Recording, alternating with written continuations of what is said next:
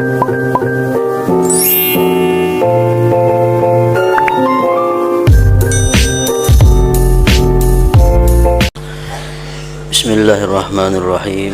Alhamdulillahirabbil alamin. Wassalatu wassalamu ala asyrafil anbiya wal mursalin sayyidina wa habibina Muhammadin wa ala alihi wa sahbihi ajma'in. Qala al-musannif rahimahullah wa nafa'ana bi ulumihi fid dharain amin. Kemudian baca olehmu akan doa Nabi Isa alaihi wa ala nabiyyina assalatu wassalam.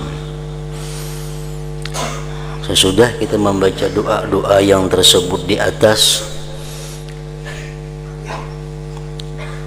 maka kita disuruh untuk membaca doa yang pernah dibaca oleh Nabi Isa alaihi salam. Ini waktunya masih sesudah sembahyang subuh.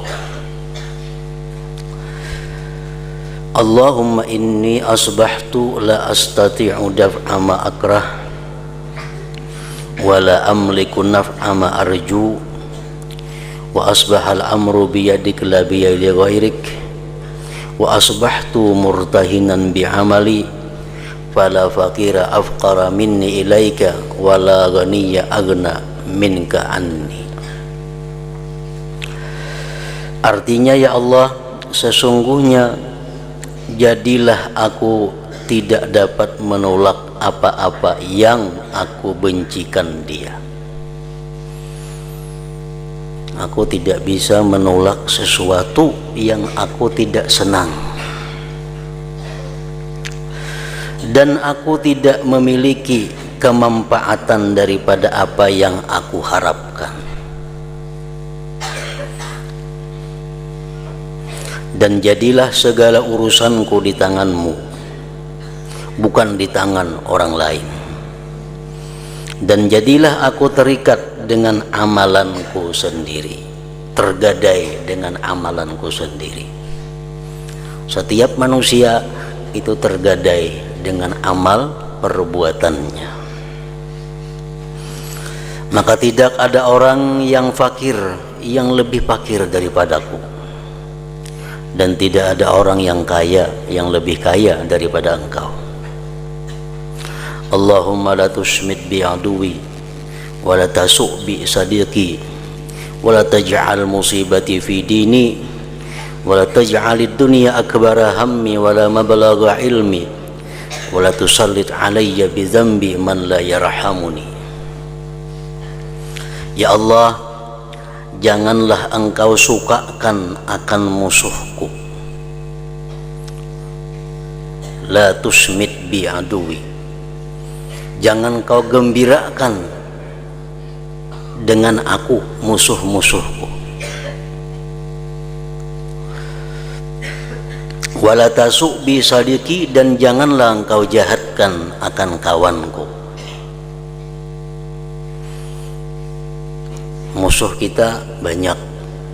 Pertama dan utama adalah nafsu yang ada di dalam diri kita, itu musuh. Yang kedua, musuh kita adalah iblis beserta anak buahnya syaitan. Yang ketiga, musuh kita adalah orang-orang yang iri dengki kepada kita. Nah, jadi kita diajari oleh Nabi Isa untuk berdoa, la tusmit bi aduwi, ya Allah, janganlah engkau sukakan akan musuhku. Kapan musuh kita itu suka? Kapan musuh kita itu senang? Musuh kita nafsu itu senang apabila kita meluluskan kehendaknya. Iblis, syaitan akan senang apabila kita tergoda untuk melakukan maksiat atau menentang perintah-perintah Allah Subhanahu wa ta'ala. Orang-orang yang dengki kepada kita akan gembira, akan suka kalau kita mendapat musibah. Nah, kita berdoa, ya Allah, jangan engkau sukakan akan musuhku. Artinya apa?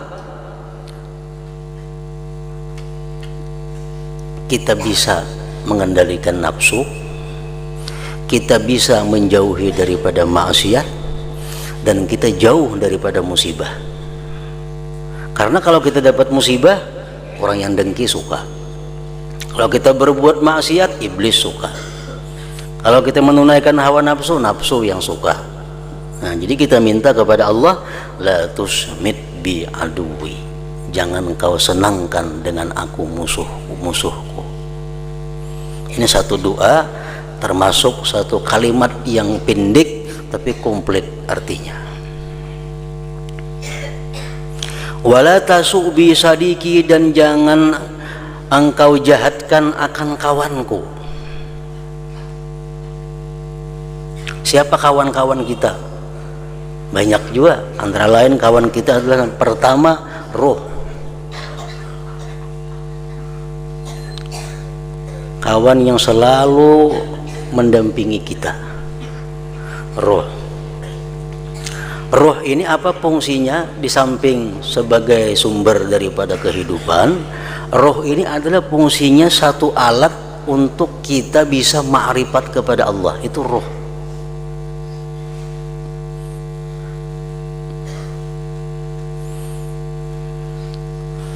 Yang kedua, kawan kita yang selalu di sisi kita adalah malaikat.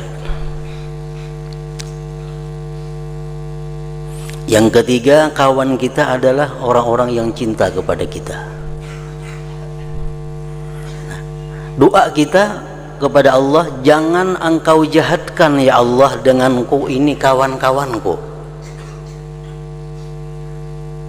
Jangan engkau sedihkan dengan aku kawan-kawanku. Kapan roh itu kada sedih dengan kita? Bila mana kita beribadah kepada Allah. Kapan malaikat itu kada sedih dengan kita? Bila mana kita beribadah kepada Allah. Kapan orang-orang yang cinta kepada kita itu kada sedih dengan kita? Bila mana kita mendapat sihat dan afiat dan kemakmuran. Nah, jadi kita minta kepada Allah dengan kata-kata yang pendek, wala tasubbi sadiki. Maksudnya adalah, rajinkan aku ya Allah untuk beribadah kepada Engkau, dan sihatkan, afiatkan dan makmurkan kehidupan.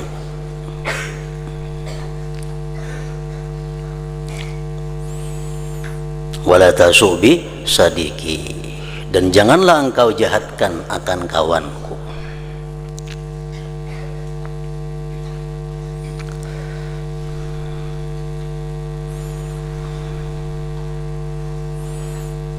Seperti doa Nabi doa Habib Ali Al-Habasyi, Allahumma amur jasadi binuri ibadatik wa'mur ruhi binuri ma'rifatik wa'mur sirri binuri musahadatik. Ya Allah, makmurkan jasadku ini dengan cahaya ibadah kepada Engkau. Wa'mur ruhi, dan makmurkan rohku binuri ma'rifatik, dengan cahaya ma'rifah kepada Engkau. Memang tugas roh itu adalah untuk ma'rifatullah. Wa'mur sirri binuri musyahadatik, dan makmurkan hatiku yang paling dalam binuri musyahadatik, dengan nur musyahadah kepada Engkau. Wala taj'al musibati fi dini wala taj'alid dunya akbara hammi wala mablagha ilmi wala tusallit alayya bi dzambi man la yarhamuni. Dan jangan engkau jadikan ya Allah musibahku pada agamaku. Karena apa? Karena musibah agama ini kada bisa ditapali, kada bisa ditambali lagi, kada bisa diperdapati. Kalau orang dapat musibah harta, musibah kesehatan, itu bisa digantikan. Nah, kalau kita kehilangan duit 1 juta rupiah, itu isok-isoknya atau bulan depan atau tahun depan bisa diganti 1 juta.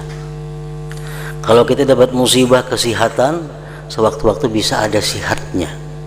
Tapi kalau orang dapat musibah agama, itu kada akan bisa menutupinya. Kada akan bisa menutupinya. Misalnya kita meninggalkan sesuatu amalan yang sudah terbiasa. Kita sudah misalnya sembahyang subuh membaca bacaan ini, mbah maghrib membaca bacaan ini. Nah, oleh karena satu hal amalan itu tertinggal. Nah, itu musibah ngarannya pada agama, dan itu kada bisa ditutupi lagi, kada bisa diperdapati. Sedangkan di qadha itu fungsinya qadhaan itu adalah hanya untuk membiasakan nafsu agar memperhatikan amal. Mengenai keluputan itu kada bisa di qadha. Kenapa sebabnya kada bisa di qadha? Karena setiap waktu itu ada mempunyai tugas-tugas ibadah tersendiri. Kalau kita mengqadha misalnya amalan yang biasa terbaca antara pukul 5 sampai pukul 6, tertinggal. Kemana mengqadhanya itu? Oh, diqadha ke pukul 7. Padahal pukul 7 itu sendiri ada tugas lagi yang dituntut oleh Allah dan Rasulnya. Nah, jadi umur kita ini kada kawal lagi untuk memperdapati ketinggalan ibadah yang kita lakukan, walaupun itu diqadha.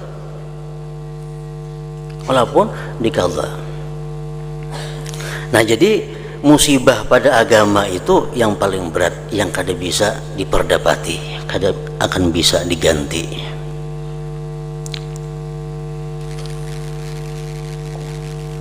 Sekecil apapun musibah dalam agama itu adalah kerugian bagi kita. Makanya doa Nabi Isa ini, wala taj'al musibati fi dini, dan jangan engkau jadikan musibahku itu pada agamaku.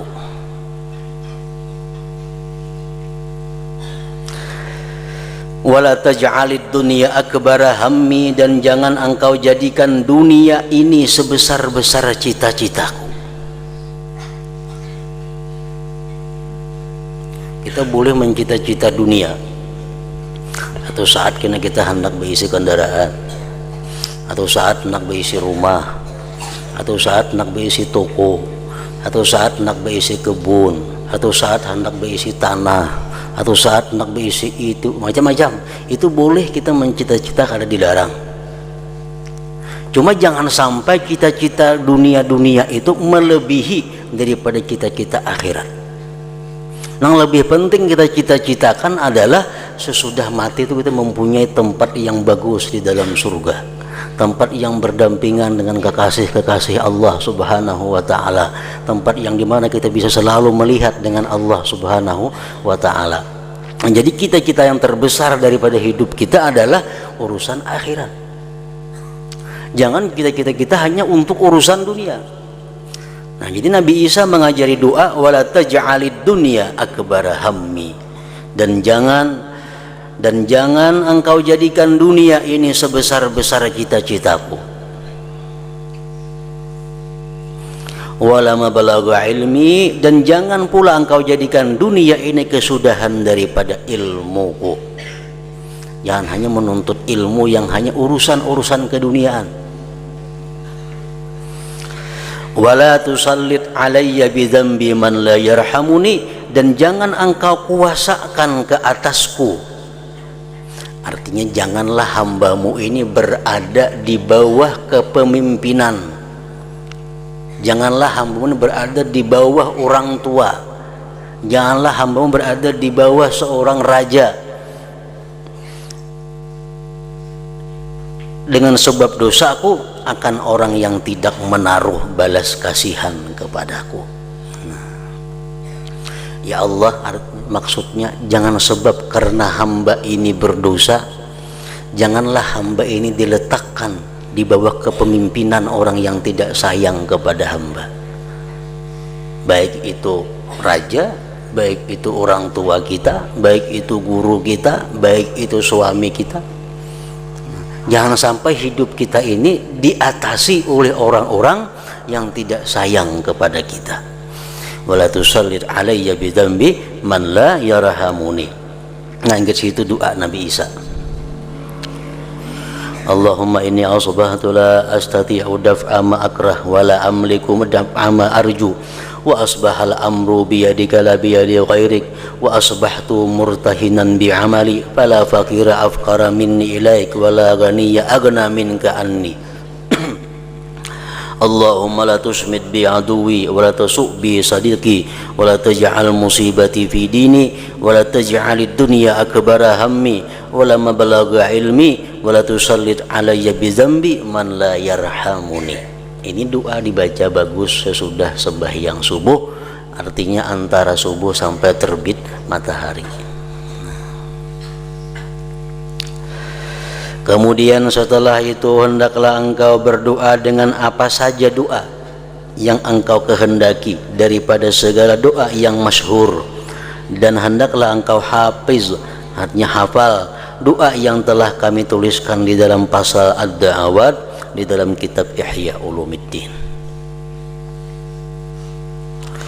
Dan hendaklah engkau bahagikan, dan hendaklah engkau bahagikan, engkau bagi artinya masakmu, waktumu selepas sembahyang subuh tadi sampai kepada masa terbit matahari kepada 4 bahagian. Umpamanya kita pukul 5 habis sembahyang subuh. Nah, terbit matahari biasanya bulan Desember ini, November Desember sekitar jam 5.50. Jam 5.50 menit itu biasanya terbit matahari. Jadi 50 menit ini waktu yang sangat agung, waktu yang sangat berharga, mulai habis subuh sampai terbit matahari 50 menit kira-kira untuk bulan-bulan ini. Nah, waktu 50 menit itu kita bagi 4, dibagi 4. Bahagian yang pertama berdoa. Jadi sembahyang subuh, tonton kita baca wirid-wirid yang ada tadi, berdoa. Kedua, berzikir dan bertasbih. Dan hendaklah engkau bilangkan zikirmu itu dengan seutas tasbih. Nah, berzikir itu disuruh kita bertasbih. Tasbih. Apa gunanya tasbih itu? Walaupun Nabi kada pernah ada riwayat Nabi kita bertasbih. Cuma Nabi membiarkan istri beliau bertasbih. Salah seorang istri beliau ada beramalan dengan batu-batuan. Habis baca sebiji andak sini, baca sebiji andak sini, baca sini. Bukan tasbih bentuknya, cuma alat hitung juga. Nah, gunanya bertasbih itu yang pertama adalah supaya kita bisa merutinkan amalan. Merutinkan amalan dengan jumlah yang tertentu.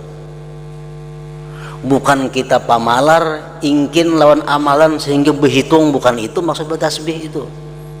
Ada pendapat orang-orang luar mengatakan bertasbih itu orang pamalar, beramal, berhitung Allah Ta'ala. Bukan itu maksudnya. Dengan adanya kita berhitung, beramal itu, kita bisa mengekali.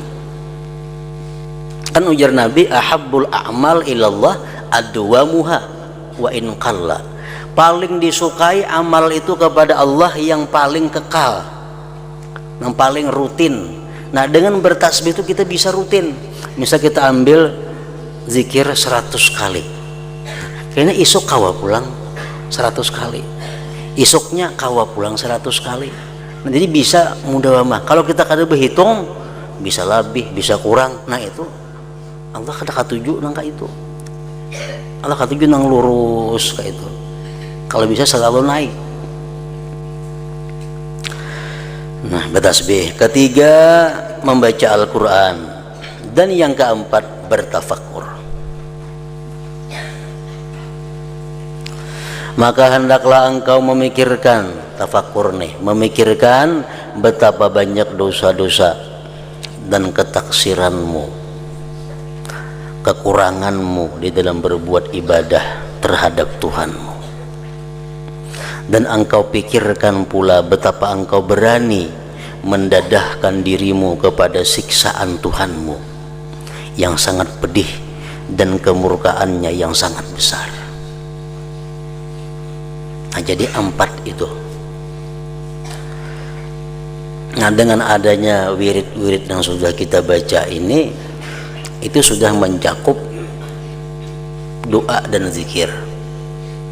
Wirid yang kita biasa tiap hari kita baca, Ratibul Atas, kemudian Akidah Aliyah As-Sakran, kemudian zikir tauhid, itu sudah cukup 2 bagian, yaitu doa dan zikir.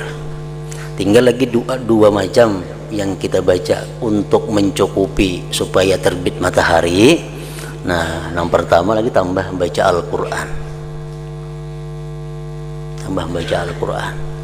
yang ketiga tafakur sedikit, ditutup dengan tafakur terbit matahari. Nah, jadi waktu berwirid itu jangan digunakan untuk mutalaah. Berwirid menghafal tasrifan, berwirid menghafal juruk, itu bukan salah waktunya salah, ada berkah itu. Karena waktu yang sedemikian itu bukan untuk membaca ilmu saat itu, karena saat itu Allah membukakan pintu kepada kita melalui zikir, doa, baca Quran, dan tafakur. Nah, di luar itu ayo anak mutalaah. Ini waktu-waktu itu mutalaah atau mahafal kadang berikit hafalannya, pahamannya kadang mau berikit, waktunya waktu lain. Misalnya orang makanan, kita bahas sapu, maulah kanyang baru.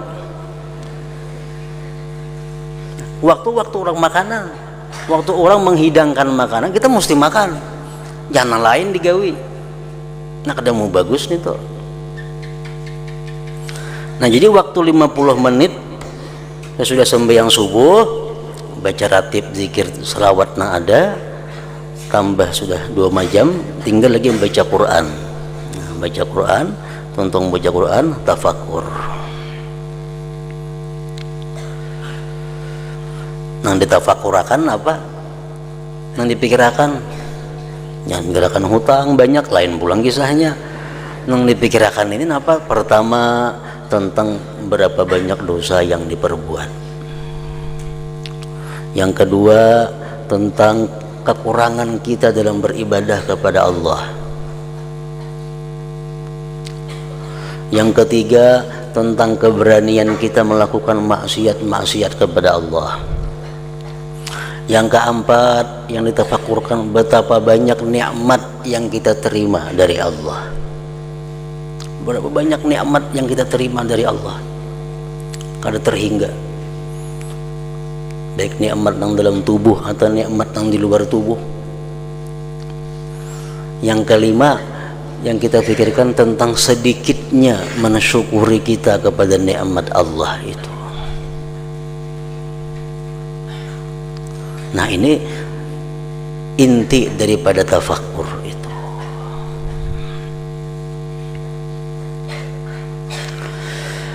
Dan hendaklah pula engkau pikirkan susunan waktumu dengan menentukan wirid yang akan engkau baca sepanjang hari nanti, supaya engkau dapat menyempurnakan wirid-wirid yang luput dari sebab ketaksiranmu. Dan hendaklah engkau pikirkan bagaimana engkau boleh menjaga diri di sepanjang hari supaya engkau tidak membuat sesuatu yang menyebabkan kemurkaan Tuhanmu. Nah, jadi artinya waktu menjelang terbit matahari tadi kan tafakur sudah kita jalankan. Kalau masih ada waktu sebelum terbit matahari laksanakan, kalau yang ada cukup waktu biar habis terbit matahari, di mana kita dalam setiap hari itu mesti ada memprogram diri kita Jangan hari-hari itu kita lepas. Kada ada program. Kan macam-macam ada program di sini, karena jam 8 belajar, jam 10 istirahat, jam 10 belajar, setengah 12 istirahat, zuhur makan, guring, Mbak Asar belajar, maghrib bacaan, itu ada program ngarannya. Nah, jadi program itu sudah bagus, ditambah lagi program waktu pagi itu kita mengikat diri kita bahwa hari ini kita berjanji kepada diri kita untuk melaksanakan apa yang diperintahkan Allah dan menjauhi apa yang dilarang Allah. Dalam istilah orang tasawuf ngarannya itu musyaratah. Nah, musyaratah itu mensyaratkan diri.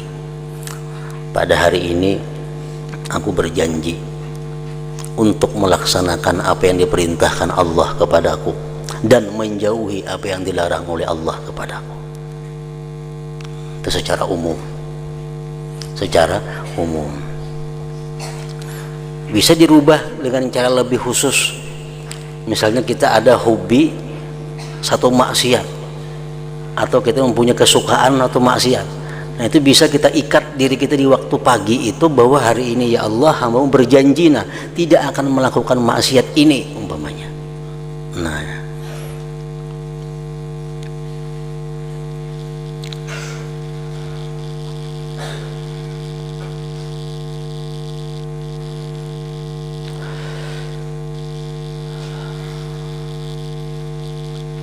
dan hendaklah engkau pikirkan bagaimana engkau boleh menjaga diri sepanjang hari supaya engkau tidak membuat sesuatu yang menyebabkan kemurkaan Tuhanmu. Dan hendaklah pula engkau berniat untuk membuat sebarang kebaikan kepada orang-orang Islam. Itu mesti ada dalam program. Hari ini kita mesti berbuat baik ada kepada orang Islam. Dan hendaklah engkau berazam, bercita-cita bahwa engkau sepanjang hari nanti tidak akan membuat sesuatu kecuali hanya taat kepada Allah. Ini kita cita waktu pagi kita hari ini tidak akan memperbuat sesuatu kecuali taat kepada Allah. Dan hendaklah engkau kasatkan, engkau niatkan membuat ketaatan yang termampu engkau membuatnya. Nang diniatkan tuh nang mampu memperbuatnya, jangan niat nang kadang mampu memperbuatnya. Kita misalkan ada isi duit, nang berniat hari ini bersedekah 100.000, bisa duit saja kadada kawalan itu. Nah, nang diniatakan ini perbuatan taat nang kawa menggawinya. Hari ini berniat untuk memberi makan 20 orang, seorang aja makan lapas, seorang kan 20 orang diberi makan lah. Nah, itu ada cocok niatnya.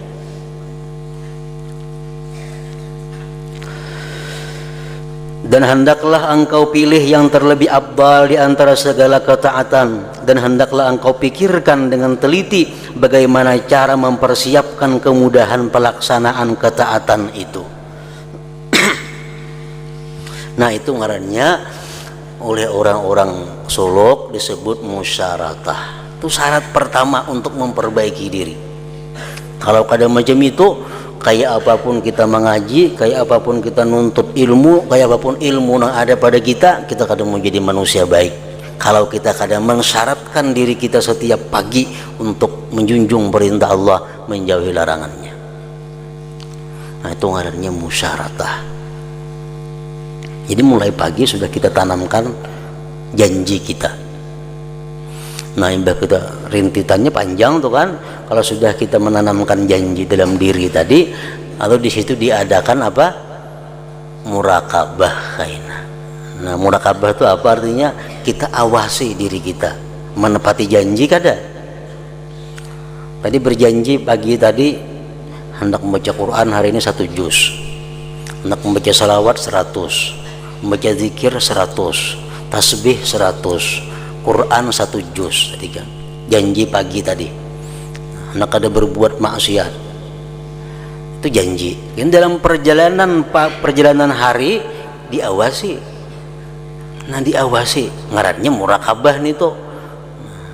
Hari sudah jam sekian, nah sudahlah bersalawat 100, sudahlah membaca Quran, janji pagi tadi diawasi. Nah diawasi kayaknya sampai kamarian menjelang maghrib itu diadakan muhasabah, perhitungan. Soalnya separuh jalan sudah nih, kan mulai pagi sampai petang separuh jalan dah. Kalau tadi misalnya janji membaca Quran sajuz, adakah sudah setengah juz? Membaca zikir 1000, adakah sudah 500? Membaca tasbih 100, adakah sudah 50? Nah kita muhasabah. Tadi aku janji kada hendak maksiat kepada Allah, adalah berbuat maksiat siang-siang tadi. Nah kita muhasabah. Nah muhasabah itu. Nah sudah kita muhasabah ini pasti ada kita pelanggaran-pelanggaran daripada janji itu. Ada pelanggaran. Tadi kada hendak maksiat, ternyata ada maksiat yang dilakukan. Tadi hendak berbuat baik kepada orang, ternyata menyakiti orang. Dalam muhasabah kita nih menghitung. Nah bila sudah terjadi muhasabah itu, diadakan lanjutan berikutnya kina muaqabah. Muaqabah itu apa artinya? Penghukuman diri. Ya, orang melanggar itu mesti disangsi. Nah, tadi Ikam berjanji bisukan tadi hendak berbuat baik kepada orang, ternyata Ikam berbuat jahat. Nah hukumannya apa? Ikam mbah maghrib nih atau imbah isya mesti membaca istighfar 100 kali umpamanya. Nah itu penghukuman, ini hukum. Tadi Ikam mestinya mestinya zuhur tadi Ikam berjamaah, ternyata Ikam kada berjamaah zuhur tadi, itu mesti dihukum. Hukumannya apa? Sembahyang sunat mutlak 20 rakaat umpah itu mesti, atau 10, terserah kita menghukumnya. Nah supaya kita mampu melaksanakannya itu mesti dihukum 10 rakaat sembahyang sunat mutlak. Nah muaqabah ngarannya. Nah orang yang muaqabah ini diperlukan satu langkah berikutnya adalah mujahadah, kesungguhan. Bila kada sungguh kada tahu hukum diri seorang. Nah bila kada sungguh kada tahu hukum diri, mesti mujahadah. Nah bila sudah kita mujahadah berjuang melawan diri, kawa melaksanakan hukuman yang kita tentukan kepada diri kita bisa terlaksana mulai karena mujahadah tadi. Nah di situ Allah mulai membukakan pintu kepada kita, pintu utama daripada untuk mengenali Allah, yang bisa disebut ngarannya dengan pintu mukasyafah. Kita mulai dibukakan oleh Allah segala macam keajaiban makhluk Allah Ta'ala, keajaiban ciptaan Allah Subhanahu wa Ta'ala. Nah jadi di situ jalannya untuk mencapai ketinggian derajat di sisi Allah.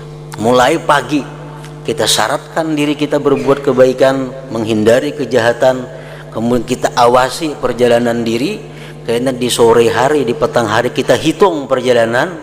Kalau ada salah kita hukum dengan kesungguhan.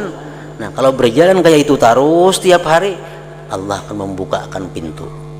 Walladzina jahadu bina lanahdiyannahum subulana. Orang yang mujahadah di jalan kami, pasti akan kami beri tunjuk jalan kami ya Tuhan. Nah dibukakan Allah. Nah, kalau sudah orang dibukakan Allah pintu, jadi mudah belajar, mudah mencari rezeki, semuaan jadi mudah. Kenapa? Allah memberikan petunjuk. Walladzina jahadu bina lanahdiyannahum subulana. Nah jadi ini fungsinya. Namun kita bisukan kadir napa-napa nang pacang digawe siang kaina menurut arus saja, arus rame-rame, arus ini kada ada perencanaan bisukan jauh dengan Allah Subhanahu wa Ta'ala, jauh dengan pintu makrifat daripada Allah.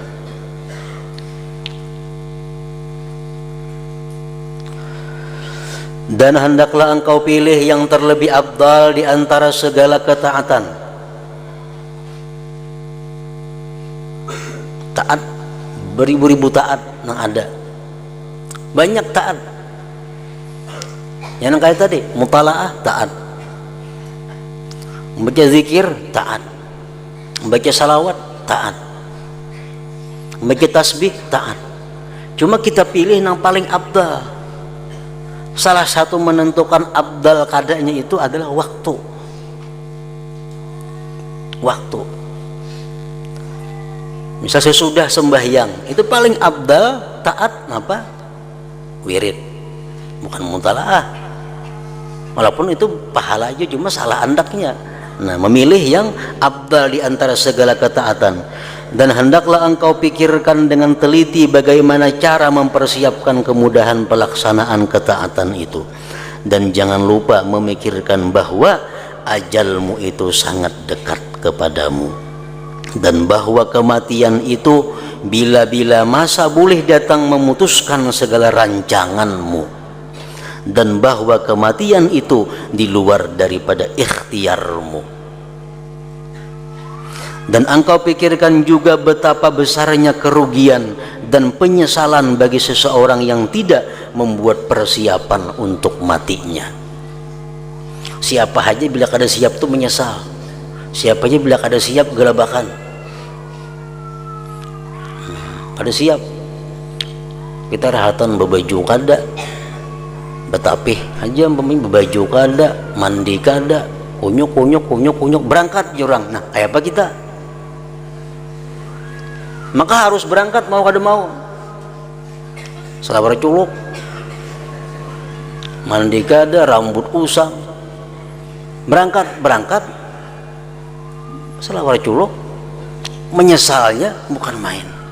Tapi kalau kita selalu rapi, selalu bersih, selalu rapi, jurang berangkat, kada jadi masalah. Bahkan dengan senang hati. Nah, macam itu juga orang kematian.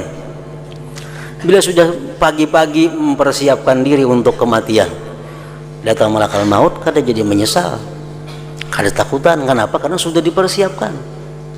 Coba kalau dosa banyak, hutang banyak, janji situ kamari belum beres, titipan orang banyak, masalah beribu-ribu masalah, datang malakal maut, mau penyesalannya kada kawa dikira.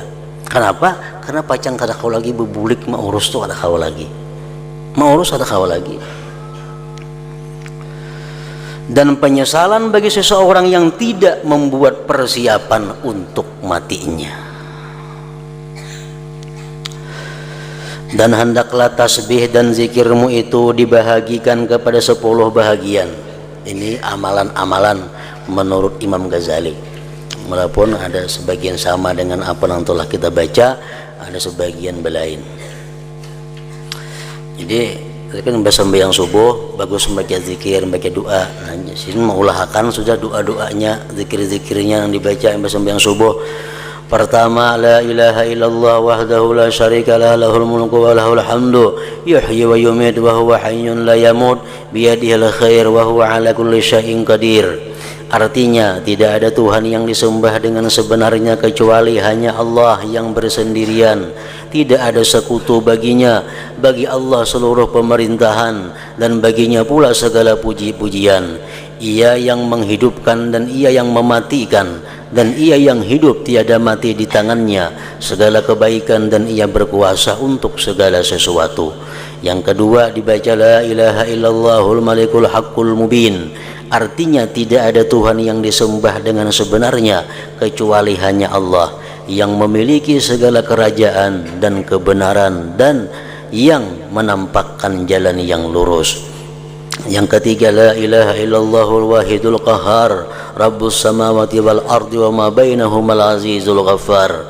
Artinya tidak ada Tuhan yang disembah dengan sebenarnya kecuali hanya Allah yang esa lagi gagah, Tuhan yang memiliki segala langit dan bumi dan barang yang antara keduanya, yang maha gagah lagi mengampuni. Keempat, subhanallah walhamdulillah wa la ilaha illallah wallahu akbar wa la hawla wa la quwata illa billahil aliyyil azim.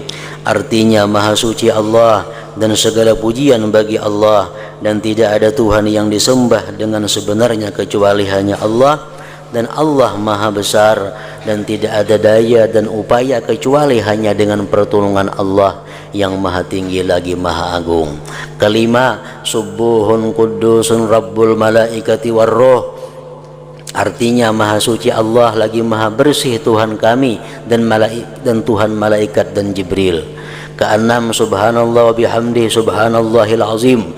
Artinya maha suci Allah dengan segala pujiannya, maha suci Allah yang maha agung. Ketujuh, astaghfirullahalazim alladzi la ilaha illa huwal hayyul qayyum wa as'aluhu taubata wal maghfirah. Artinya aku meminta ampun dengan Allah yang maha agung, yang tidak ada Tuhan yang disembah dengan sebenarnya kecuali hanya Dia, yaitu Tuhan yang hidup, yang berdiri sendiri. Aku memohon kepadanya akan tobat dan keampunan dosa. Kedelapan, Allahumma la mani'a lima a'taita wa la mu'tiya lima mana'ta wa la radda lima qadaita wa la yanfa'u dzal jaddi minkal jadd. Artinya, ya Allah, tidak ada yang menghalangi bagi apa yang Engkau berikan karunia, dan tidak ada yang memberi karunia bagi apa yang Engkau halangkan, dan tidak ada yang dapat menolak bagi apa saja yang Engkau putuskan, dan tidak memberi manfaat akan sesuatu kekayaan di sisimu oleh orang yang kaya. Orang yang kaya di sisi Allah kada kawan apa-apa, apa kekayaannya kawa diandalkan kada kawan. Yang kesembilan, Allahumma salli ala Muhammadin wa ala ali Muhammad wa sahbihi wa sallim. Artinya, ya Allah, cucurilah rahmat dan salam sejahtera kepada junjungan kami Nabi Muhammad dan kepada keluarganya dan para sahabatnya. Kesepuluh, bismillahilladzi la yadhurru ma'asmihi syai'un bil ardi wala fis sama wa huwas samiul alim. Artinya, dengan nama Allah yang tidak dapat memberi mudarat, dengan berkat disebut namanya itu oleh sesuatu yang ada di bumi ataupun di langit, dan Dialah Tuhan yang maha mendengar lagi maha mengetahui. 10 macam zikir. Ini kalau kita belum ada membaca ratib. Kalau kita sudah membaca ratib, kita masuk semua 10 ini sudah. Maka hendaklah engkau baca setiap bahagian daripada zikir ini 100 kali, atau 70 kali, atau 10 kali. Dan dan 10 kali adalah bilangan yang paling sedikit, supaya semuanya berjumlah tidak kurang daripada 100. Dan hendaklah engkau lazimkan akan zikir ini. Nah, kalau kita ada sudah membaca ratib misalnya, kita masih ada waktu lagi nang kosong, nah bisa dibaca ini 10-10. Nah, 10 macam nih, 10-10 jadi 100 kali untuk menyampaikan waktu ke pukul terbit matahari, untuk menyampaikan waktu sampai terbit matahari. Dan jangan engkau bercakap-cakap, bepandir, sebelum terbit matahari, karena disebutkan di dalam sebuah hadis bahwa amalan seperti ini, yaitu berzikir selepas sembahyang subuh sampai terbit matahari dengan tidak dicelah oleh sebarang percakapan, yang bepandir, adalah lebih afdal daripada memerdekakan 8 orang hamba budak daripada keturunan Nabi Ismail alaihi wa ala nabiyina assalatu wassalam. Nah, kemudian yang ke-8, adab-adab selepas terbit matahari. Nah, imba terbit matahari, nah padang kita gawe mestinya pulang. Namanya berusaha, namanya berkabun, namanya beternak, namanya nuntut ilmu, namanya jadi pegawai, namanya jadi guru. Nah, selepas terbit matahari ada lagi tugas-tugas yang diatur sesuai dengan yang dianjurkan oleh Nabi Sallallahu Alaihi Wasallam.